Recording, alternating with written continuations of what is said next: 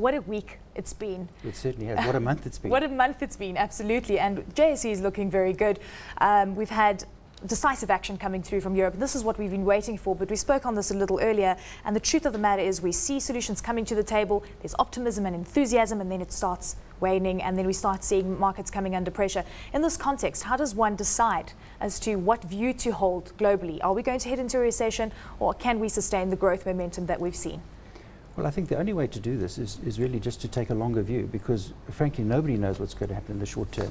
I don't think that there's excessive optimism. I think what's happened is that we've gone from perhaps excessive pessimism back to some sort of neutrality. So I think it can get better. But having said that, the outlook for the global economy does seem to be a little bit improved. The actions that are being taken in Europe at the moment do seem to be able to have an impact. So maybe all the sort of the worst case scenario fears are a little bit misplaced. Charles, we keep talking about the crisis of confidence and sentiment, which has hit the market more so than the liquidity crunch that we actually saw in 2008. How does one then fix the fear that is in the market? Is it all just about decisive action occurring and proper plans put in place so that people know what will happen in the Eurozone? We're not just kicking the can down the road, that we're actually putting structures in place to ensure that there isn't some kind of contagion with regards to a possible default out of one of those countries? Well, I think the big fear is that that's exactly what's happening, that we're just kicking the can down the road. That whether this is a permanent solution or not, time will tell.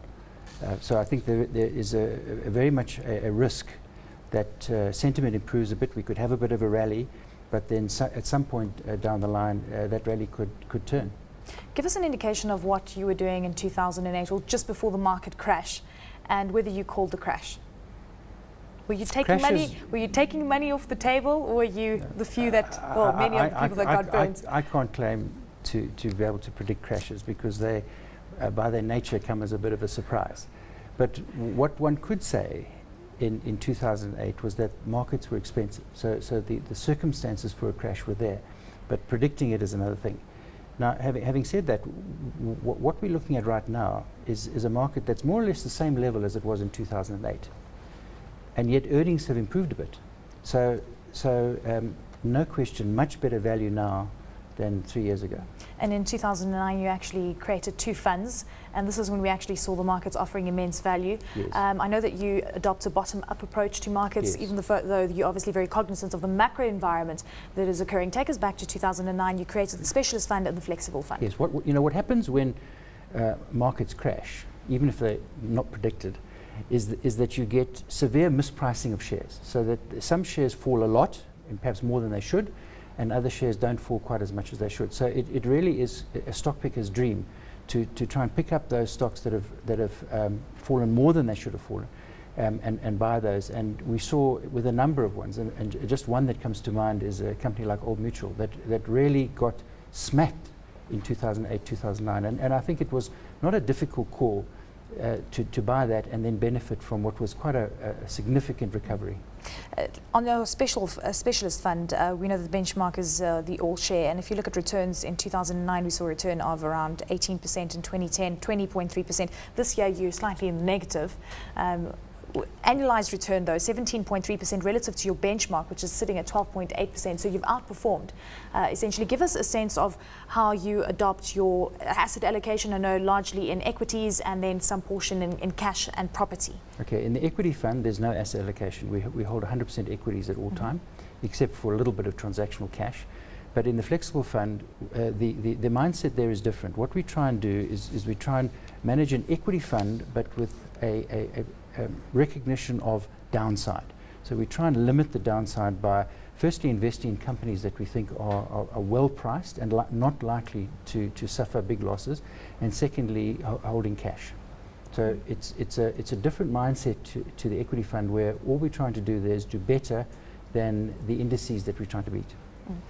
Give us an indication of the flexible fund, 100% cash or 100% equity, as you were obviously alluding to, so that would be your play.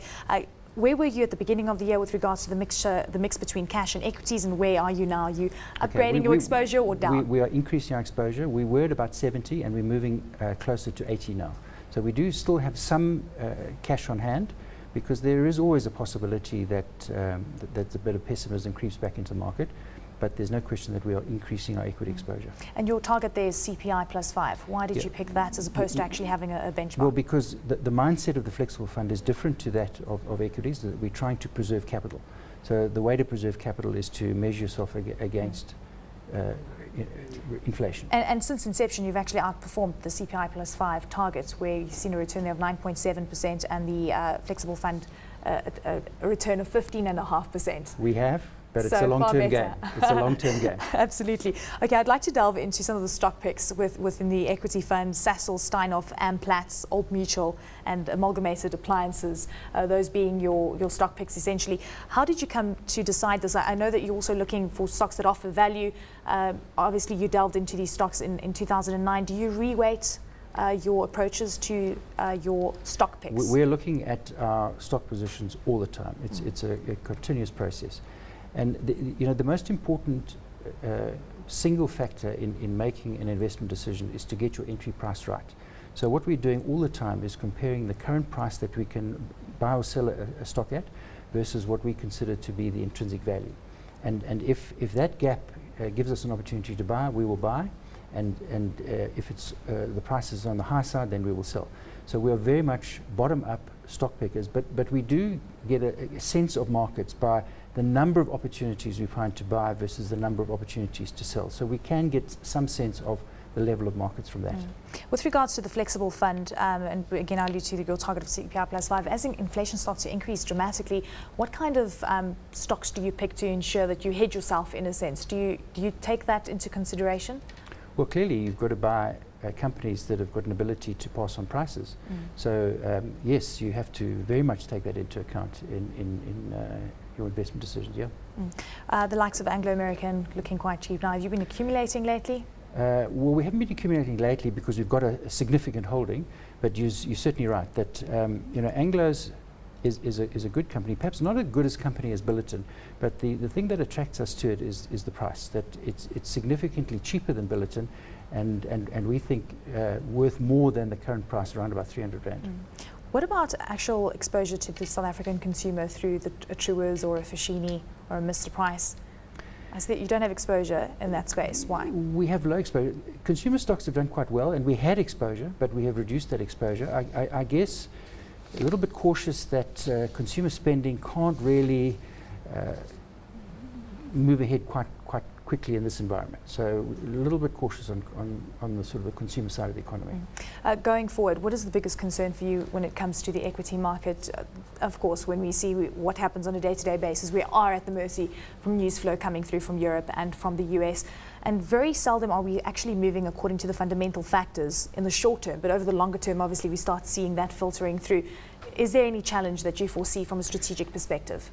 The biggest challenge to equity markets in my mind are rising short-term interest rates. And the positive factor is that I think that's very, very unlikely in the short term. So we're looking at very low short-term interest rates globally, in South Africa and elsewhere. But if that scenario is not correct and interest rates have to rise, because clearly they do have to rise, they cannot stay where they are now forever, that would be negative for markets. Why haven't you adopted a bond exposure or inflation-linked bonds? Is it because of your view on the interest rate environment? Certainly and view on inflation. Inflation. I think that bonds, where they are at the moment, just below 8%, don't offer great value if you're looking at a rising inflation scenario. So we're pretty cautious on bonds. And why not gold? Oh, we do have gold, not direct gold, but we certainly have got gold in the portfolio. Yes, I think that gold can offer great returns. We've got exposure to gold fields. We've got exposure to Pan-African resources. So through actual companies. So through companies, why not physical? I guess the reason is perhaps we see value in the companies because there's a bit of gearing. But there's no fundamental reason why one can't hold direct gold.